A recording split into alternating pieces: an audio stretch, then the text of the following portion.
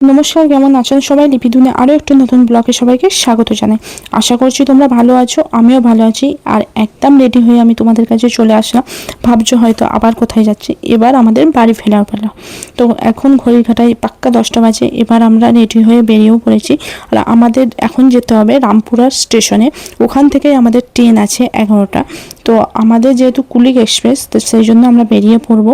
আর এখান থেকে রামপুরহাট স্টেশনে যেতে একটু সময় লাগবে, যার জন্য তাড়াতাড়ি বেরোতে হচ্ছে।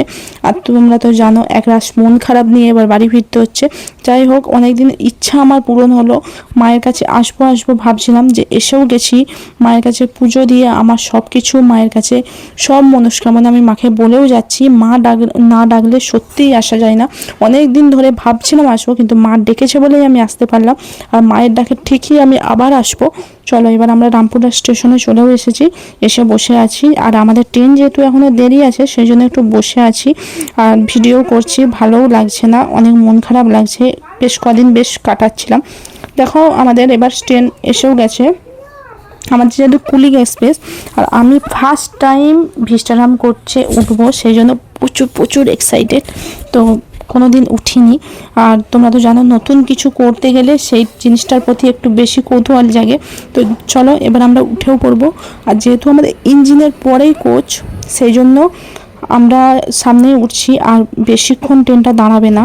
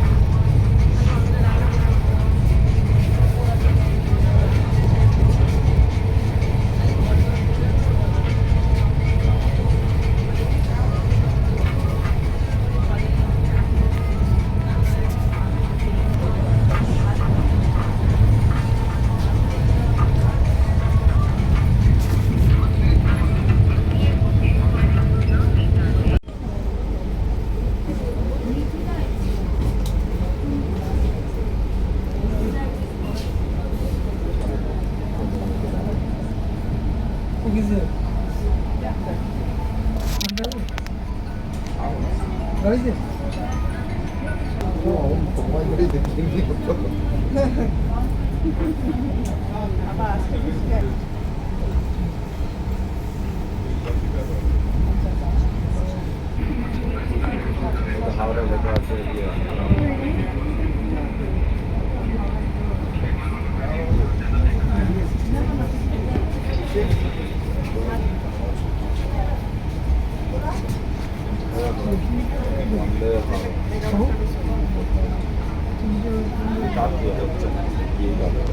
বন্দে ভারতের আমাকেও তো এই জন্যই আমার কথা ছিল সাদা কি বলতে যেটা অমৃত ভারত বলে যেটা স্লিপার সেটা বন্দে ভারত